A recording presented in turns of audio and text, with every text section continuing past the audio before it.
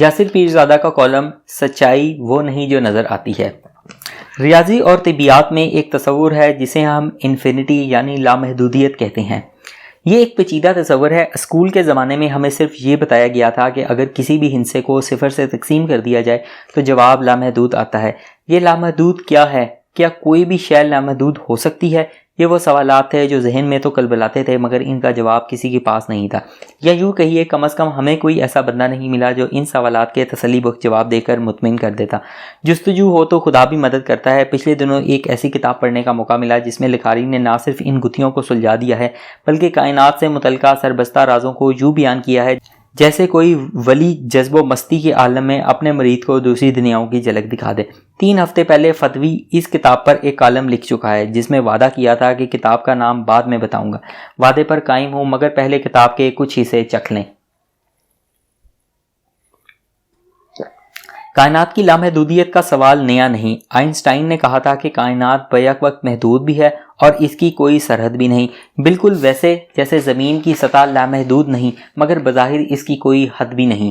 کائنات کے معاملے میں بھی یہ ممکن ہے کیونکہ آئنسٹائن کے عمومی نظریہ افادیت کے مطابق کائنات خمدار کروڈ ہے، سو یہ بیک وقت محدود بھی ہو سکتی ہے اور بغیر سرحد کے بھی۔ لامحدود کا تصور دراصل اس قدر خوفناک ہے کہ اسے انسانی ذہن میں سمونا بےحد مشکل ہے۔ جب ہم کائنات کو لامحدود کہتے ہیں تو یہ بھول جاتے ہیں کہ اگر ایسا ہو تو پھر ہم جیسی دنیاؤں کی تعداد بھی لامحدود ہوگی، اور ان دنیاؤں میں ہم جیسے انسانوں اور ان کے ساتھ پیش آنے والے واقعات و معاملات بھی لامحدود ہوں گے، جس کے نتیجے میں یہ بات تقریباً یقینی ہوگی کہ کائنات کے کسی دوسرے حصے میں بینہ میری طرح کوئی شخص یہ کالم لکھ رہا ہوگا اور آپ کی طرح کوئی اسے پڑھ رہا ہوگا، لیکن یہ بات اگر ایسی ہے تو اب تک ہماری ہمذات سے ملاقات ہو چکی ہوتی، مگر اس کا امکان نہ ہونے کے برابر ہے، اور اس کی وجہ یہ ہے کہ لامحدودیت بلا شبہ بہت وسیع تصور ہے، مگر ایٹموں کے مجموعے سے جو اشیاء وجود میں آ سکتی ہیں وہ لامحدود نہیں ہو سکتی، لہٰذا کائنات بھی لامحدود نہیں۔ بات کچھ پیچیدہ ہو گئی، اسے دوسرے طریقے سے دیکھتے ہیں۔ جرمن ماہر طبیعیات وارنر ہائزنبرگ کے مطابق کسی بھی مقررہ وقت پر الیکٹرونز کی رفتار اور مقام کا تعین کرنا ممکن نہیں ہوتا۔ الیکٹرونز اسی وقت ظاہر ہوتے ہیں جب انہیں ملاپ کرنا ہوتا ہے، اور جب وہ ملاپ نہیں کر رہے ہوتے اس وقت وہ وجود ہی نہیں رکھتے۔ الیکٹرونز کی نقل و حرکت قدرت کے کسی قانون کے تابع نہیں۔ کب کہاں کون سا الیکٹرون حرکت کرے گا کسی کو نہیں معلوم، بالفاظ دیگر مستقبل طے شدہ نہیں۔ ہائزنبرگ کی یہ دریافت آج تک انسانی ذہن کے لیے ایک پراسرار معمہ ہے۔ اسے کوانٹم میکینکس کہتے ہیں۔ جس طرح کائنات کی لامحدودیت کو سمجھنا ایک دقیق مسئلہ تھا، اسی طرح یہ گتھی سلجھانا بھی بےحد مشکل تھا کہ ایٹم کو کتنے لامتناہی ذرات میں تقسیم کیا جا سکتا ہے۔ کوانٹم میکینکس نے یہ بات ثابت کر دی کہ کسی بھی سالمے کو لامتناہی ذرات میں تقسیم نہیں کیا جا سکتا۔ اسپیس کی تقسیم کی ایک حد ہے، ایک خاص سطح کے بعد یہ تقسیم ناممکن ہو جاتی ہے۔ اس حد کے بعد کوئی شے وجود نہیں رکھ سکتی، شاید وقت بھی نہیں۔ اس حد کو روس کے ریاضی دان ماتوی برونسٹین نے دریافت کیا۔ اسے پلانک لینتھ کہا جاتا ہے۔ یہ اس قدر چھوٹی ہے کہ اس کا اندازہ یوں لگایا جا سکتا ہے کہ اگر ہم اخروٹ کے چھلکوں کو اس کائنات جتنا بڑا کر لیں تو پھر بھی ہم اس پلانک لینتھ کا مشاہدہ نہیں کر پائیں گے۔ یہ ہے وہ مقام جہاں زمان و مکان اپنی حیت تبدیل کر لیتے ہیں۔ اس سے ثابت ہوتا ہے کہ ماضی کے کسی بھی لمحے میں یہ کائنات پلانک لینتھ سے کم حجم کی نہیں رہی ہوگی، کیونکہ پلانک لینتھ سے پہلے کے کسی بھی لمحے میں وجود ممکن نہیں تھا۔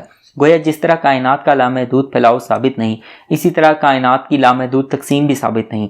اس موقع پر کتاب کے مصنف نے کمال کا جملہ لکھا کہ لامحدود کا مطلب اس سے زیادہ اور کچھ نہیں کہ جسے ہم شمار نہ کر سکیں یا جسے سمجھ نہ پائیں۔ یہ نام ہم نے اس تصور کے بارے میں رکھ چھوڑا ہے جس کے بارے میں ابھی ہمیں علم نہیں، جبکہ قدرت ہمیں بتا رہی ہے کہ ایسا کچھ بھی نہیں جو صحیح معنوں میں لامحدود ہو۔ فضائی حکومتیں بھی اپنی طاقت کو لامحدود سمجھتی ہیں۔ ماتوی برونسٹین صرف ریاضی دان ہی نہیں، ایک سچا انقلابی بھی تھا۔ اس نے ایک ایسے روس کا خواب دیکھا جہاں سماجی انصاف ہو، آزادی ہو، مساوات ہو، قانون اور آئین کی عملداری ہو۔ وہ لینن کا پیروکار تھا، تاہم جب اسٹالن نے اقتدار سنبھالا تو اس کے خواب بکھرنے لگے۔ اسٹالن کی فسطائی حکومت نے اس کو قبول نہ کیا اور رفتہ رفتہ وہ اس حکومت کا ناقد بن گیا۔ فسطائیت میں اس تنقید کی گنجائش نہیں تھی، سو وہی ہوا جس کا ڈر تھا۔ فروری 1938 میں اس عظیم ریاضی دان کو اسٹالن کی پولیس نے گرفتار کر لیا۔ ایک ہی دن اس پر مقدمہ چلا اور اسی دن اسے موت کی سزا سنا کر قتل کر دیا گیا۔ کہنے کو اس وقت بھی ایک حکومت تھی، اس وقت بھی پولیس تھی اور اس وقت بھی عدالت تھی۔ ماتوی برونسٹین کو یہ سزا ایک عدالت نے ہی سنائی تھی۔ سچائی وہ نہیں جو نظر آتی ہے۔ نوٹ: کتاب کا نام ہے reality is not what it seems اور مصنف کا نام ہے کارلو روبیلی۔